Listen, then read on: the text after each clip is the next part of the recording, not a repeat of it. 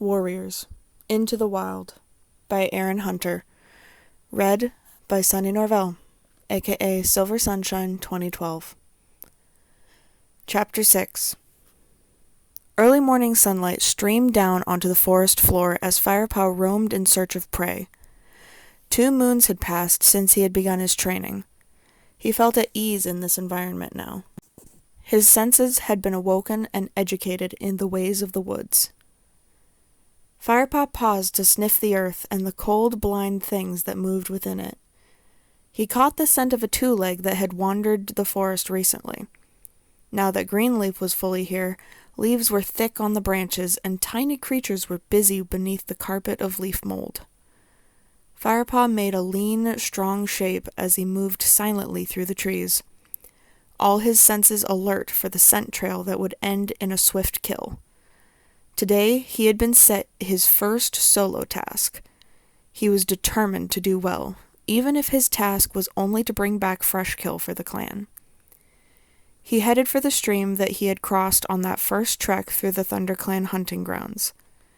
It gurgled and spattered as it ran downhill over the smooth, round pebbles. Firepaw paused briefly to lap at the cold, clear water, then lifted his head and tested the air again for any scent of prey. The stench of a fox lay heavy in the air here. The smell was stale, so the fox must have drunk here earlier in the day. Firepaw recognized the odor. He had smelled it on his first visit to the forest. Since then, Lionheart had taught him it was fox scent, but apart from the glimpse of the fox's brush he had caught on that first outing, Firepaw had still never seen one properly. He struggled to screen out the fox stench and concentrate on prey scent. Suddenly, his whiskers prickled as he honed in on the warm blood beat of prey, a water vole busy about its nest. A moment later, he saw the vole. The fat brown body was darting back and forth along the bank as it gathered grass stalks. Firepaw's mouth watered in anticipation. His last meal had been many hours ago, but he dared not hunt for himself until the clan had been fed. He remembered the words repeated by Lionheart and Tigerclaw time and time again. The clan must be fed first. Dropping into a crouch, Firepaw began to stalk the little creature. His orange belly fur brushed against the damp grass. He crept closer, his eyes never leaving his prey. Almost there.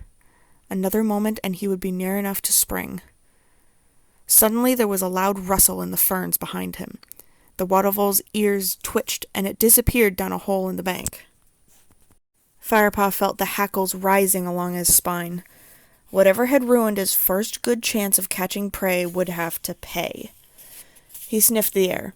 He could tell it was a cat, but he realized with a jolt that he couldn't identify which clan it belonged to. The stale stench of fox still confused his smell sense. A growl rose in his throat as he began doubling back in a wide circle. He pricked up his ears and opened his eyes wide, seeking out any movement. He heard the undergrowth rustle again. It was louder now, off to one side. Firepaw edged closer. He could see the ferns moving, but the fronds still hid the enemy from view. A twig snapped with a sharp cracking noise. From the noise it's making, it must be big, Firepaw thought, preparing himself for a fierce battle. He leaped for the trunk of an ash and climbed swiftly and silently up to an overhanging branch. Below him, the invisible warrior came closer and closer still. Firepaw held his breath, judging his moment as the ferns were pushed aside and a large grayish shape emerged. The battle cry rumbled in Firepaw's throat. Claws unsheathed, he launched himself at the enemy and landed squarely on a set of furry, muscular shoulders. He dug in hard, gripping with thorn-sharp claws, ready to deal out a powerful warning bite. Whoa-ha! What's that? The body below him shot straight up in the air, carrying him with it. Greypaw? Firepaw recognized the astonished voice and caught his friend's familiar smell, but he was too fired up to loosen his grip.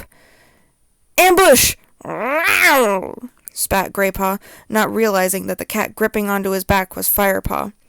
He rolled over and over in an attempt to dislodge his attacker. Ugh!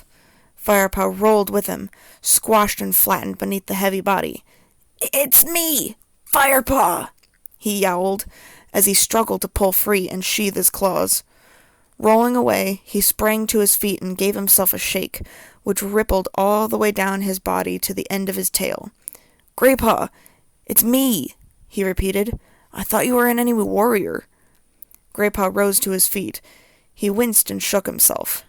It felt like it, he grumbled, twisting his head around to lick his sore shoulders. You've raked me to shreds. Sorry, Firepaw mumbled. But what was I supposed to think, with you creeping up on me like that? Creeping up? Graypaw's eyes were round with indignation. That was my best stealth crouch. Stealth? You still stalk like a lopsided badger, Firepaw teased. He flattened his ears playfully. Graypaw gave him a hiss of delight. I'll show you, lopsided. The two cats leaped at each other and began rolling over and over in a play fight. Graypaw swiped at Firepaw with a hefty paw, and the young apprentice's head buzzed with stars. Ugh! Firepaw shook his head to clear it, and then launched a counterattack. He managed to get in a couple of paw strikes before Graypaw overpowered him and held him down. Firepaw let his body go limp. You give up too easily, mewed Graypaw, loosening his grip. As he did so, Firepaw sprang to his feet, firing Graypaw off his back and onto the undergrowth. Firepaw leaped after him and pinned him to the ground. Surprise is the warrior's greatest weapon, he crowed, quoting one of Lionheart's favorite phrases. He jumped nimbly off of Graypaw and began to squirm around in the leaf litter, enjoying his easy victory and the warmth of the earth against his back. Graypaw seemed unbothered by his second defeat of the morning. It was too fine a day for a bad temper. So, how are you getting on with your task? He asked. Firepaw sat up. I was doing just fine until you came along. I was about to catch a vole when your noisy trampling frightened it off. Oh, sorry, mewed Graypaw. Firepaw looked at his crestfallen friend. That's okay. You didn't know, he purred. Anyway, he continued, shouldn't you be heading to meet the patrol on the WindClan border? I thought you had to give them a message from Blue Star. Yeah, but there's plenty of time. I was going to do a little hunting first. I'm starving. Me too, but I've got to hunt for the clan before I can hunt for myself. I bet Dustpaw and Sandpaw used to swallow a shrew or two when they were on hunting duty, snorted Graypaw. I wouldn't be surprised if they did, but this is my first solo assignment. And you want to do it right, I know, Graypaw sighed. What is the message from Blue Star anyway? Firepaw asked, changing the subject. She wants the patrols to wait at the Great Sycamore until she joins them at Sunhigh. Seems that some ShadowClan cats have been prowling around. Blue Star wants to check things out. You'd best get going then, Firepaw reminded him. The WindClan hunting grounds aren't too far from here. There's plenty of time, answered Graypaw confidently. And I suppose I should help out after losing you that vole. It doesn't matter, Firepaw mewed. I'll find another. It's such a warm day, there should be quite a few out and about.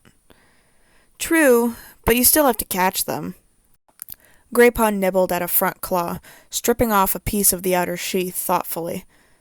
You know, that could take you until way past Sunhigh, maybe even until sunset. Firepaw nodded without enthusiasm, as his belly gave a rumble. He would probably have to make 3 or 4 hunting trips before he had caught enough prey. Silverpelt would be in the sky before he got a chance to eat. Graypaw stroked his whiskers. Come on, I'll help you get started. I owe you that at least. We should be able to catch a couple of voles before I have to get going.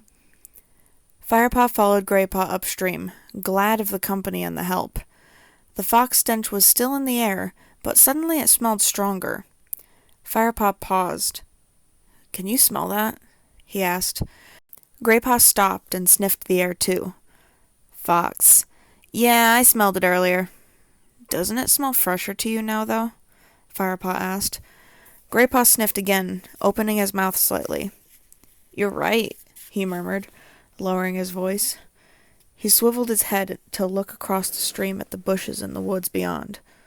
Look, he whispered. Firepaw looked. He saw something red and thick-haired moving among the bushes. It stepped into a clearing in the undergrowth, and Firepaw saw a low body, glinting red in the dappled sunlight. Its tail was heavily furred, and it had a long, narrow snout. "So that's a fox?" Firepaw whispered. "What an ugly muzzle." "You can say that again," agreed Graypaw. "I was following one of those when we first met," whispered Firepaw. "More likely it was following you, you idiot," hissed Graypaw. "Never trust a fox. Looks like a dog, behaves like a cat. We must warn the queens that one has strayed into our territory. Foxes are as bad as badgers when it comes to killing young kids. I'm just glad you didn't catch up with the one you saw last time.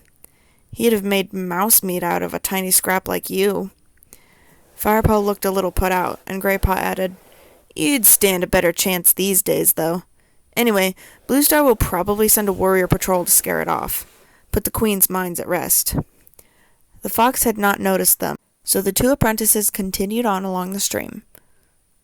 "So, what does a badger look like?" Firepaw asked as they prowled along, sniffing to either side. "Black and white, short legs. You'll know one when you see one. They're bad-tempered, lumbering animals. They're less likely to raid the nursery than a fox, but they have a vicious bite. How do you think old Halftail earned his name? He hasn't been able to climb a tree since a badger bit his tail off." "Why not?" "Scared of falling. A cat needs his tail if he wants to land on his feet. It helps him spin in midair." Firepaw nodded in understanding. As Firepaw had predicted, hunting was good that day. Before long, Graypaw had pounced on a small mouse, and Firepaw had caught a thrush. He quickly took its life. No time to practice killing techniques today. There were too many hungry mouths waiting back at camp. Firepaw kicked earth over the prey, so that it would be safe from predators until he came back for it. Suddenly, a squirrel broke cover. Firepaw burst into action. "After it!" he called, pelting at full stretch over the springy woodland floor with Graypaw at his heels. They slid to a halt as the squirrel scampered upward into a birch. "Lost it!" Graypaw growled in disappointment. Panting, the two cats stopped to catch their breath. The acrid stench that hit their mouths and noses surprised them. "The Thunder Path," Firepaw mewed. "I didn't realize we'd come so far." The two cats edged forward to peer out of the forest at the great dark path. It was the first time they had been here alone. A trail of noisy creatures growled along the hard surface, their dead eyes staring straight ahead. "Yuck!" Graypaw snorted. "Those monsters really stink." Firepaw twitched his ears in agreement. The choking smells made his throat sting. "Have you ever been across the Thunder Path?" he mewed. Graypaw shook his head. Firepaw took a step out of the cover of the forest. A border of oily grass lay between the trees and the Thunder Path. He crept slowly out onto it, then shrank back as a stinking monster hurled past. "Hey, what are you doing?" Graypaw mewed. Firepaw didn't reply. He waited till there were no more monsters in sight. Then he edged forward again, across the grass, right to the edge of the path. Cautiously, he reached out a paw to touch it. It felt warm, almost sticky, heated by the sun. He looked up, staring across the Thunder Path. Was that a pair of eyes glinting out of the forest on the other side? He sniffed the air, but smelled nothing except the stench of the great gray path. The eyes on the other side were still shining in the shadows. Then they blinked slowly. Firepaw was sure now. It was a ShadowClan warrior, and it was staring straight at him. "Firepaw!" Graypaw's voice made Firepaw jump, just as a huge monster, taller than a tree, roared past his nose. The wind from it almost toppled him over. Firepaw turned and ran as fast as he could back into the safety of the forest. "You mouse-brained fool!" spat Graypaw. His whiskers trembled with fear and anger. "What were you doing?" "I just wondered what the Thunder Path felt like," Firepaw muttered. His whiskers were trembling, too. Come on, hissed Graypaw edgily. Let's get out of here. Firepaw followed Graypaw as he leaped away back into the forest. Once they were a safe distance from the thunderpath, Graypaw stopped to catch his breath. Firepaw sat down and began to lick his ruffled fur. I think I saw a ShadowClan warrior, he mewed between licks, in the forest on the other side of the thunderpath. A ShadowClan warrior? Echoed Graypaw, his eyes wide. Really? I'm pretty sure. Well, it's a good thing that monster came past when it did, retorted Graypaw. Where there's one ShadowClan warrior, there's more, and we're no match for them yet. We'd better get out of here. He looked up at the sun, which was almost directly overhead. I'd better get a move on if I want to meet the patrol in time, he mewed. See you later. He sprang away into the undergrowth, calling as he went, You never know. Lionheart might let me come and help you with the hunting once I've delivered this message. Firepaw watched him go. He envied Graypaw, wishing he were off to join a warrior patrol, but at least he'd have something to tell Dustpaw and Sandpaw when he returned to camp. Today, he had seen his first ShadowClan warrior. Thank you for listening to Warriors Into the Wild, Chapter 6. If you liked this video, leave a like and comment below to tell me what you think. If you'd like to hear more of the Warriors series, please subscribe. I will be reading the entirety of the Warriors books. Thank you, and may StarClan light your path.